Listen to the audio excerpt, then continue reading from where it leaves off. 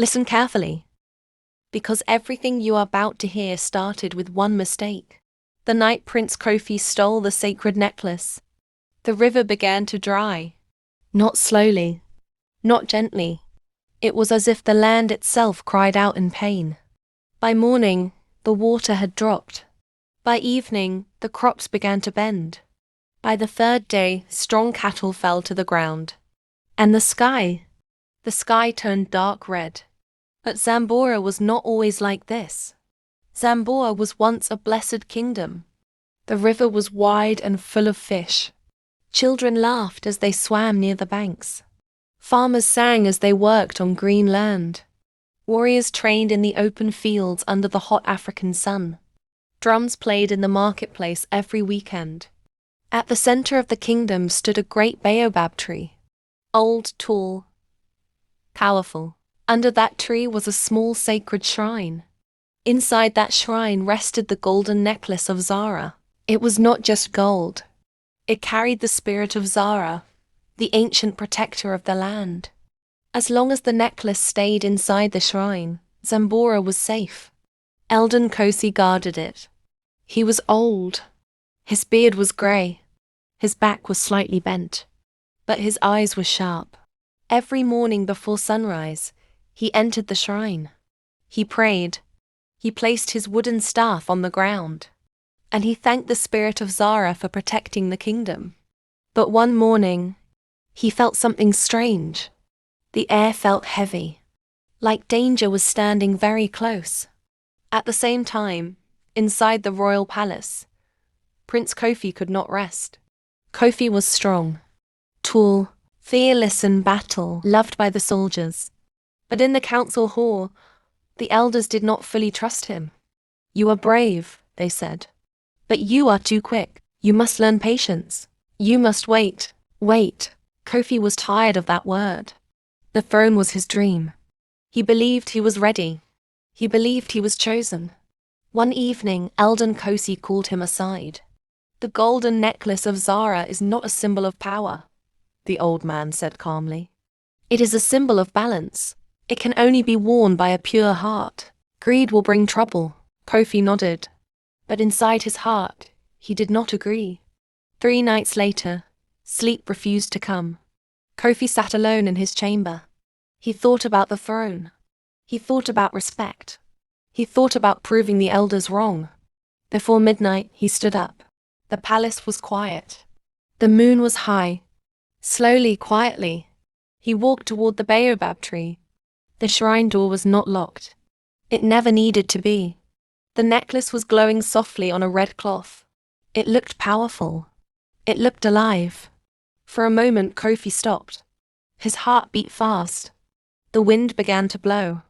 The leaves of the baobab tree shook, as if warning him. But pride is loud, and pride does not listen. Kofi reached out and picked up the necklace. The wind roared once. The torches outside flickered. Then everything became still. Nothing happened. Kofi smiled.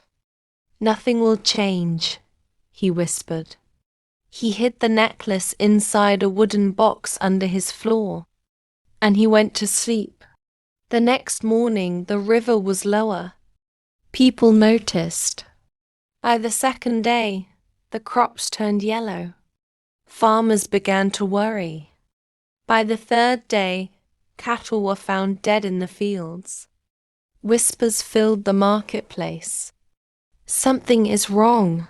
Did we anger the spirits?" At sunset, the sky turned deep red. Even the warriors felt fear. But Princess Amara was not surprised. Amara was different from Kofi. She was calm. She listened more than she spoke. She often visited the shrine to pray. That evening, she walked to the baobab tree. The air felt empty. She stepped inside the shrine. The red cloth was there, but the necklace was gone. Her heart sank. That night, she had a dream. A golden light filled the darkness. Zara appeared before her, bright, powerful, silent at first. Then the spirit spoke only one message. The thief will lose what he loves most. Amara woke up with tears on her face. Meanwhile, Kofi began to feel uneasy. The necklace felt warm whenever he touched it. Too warm.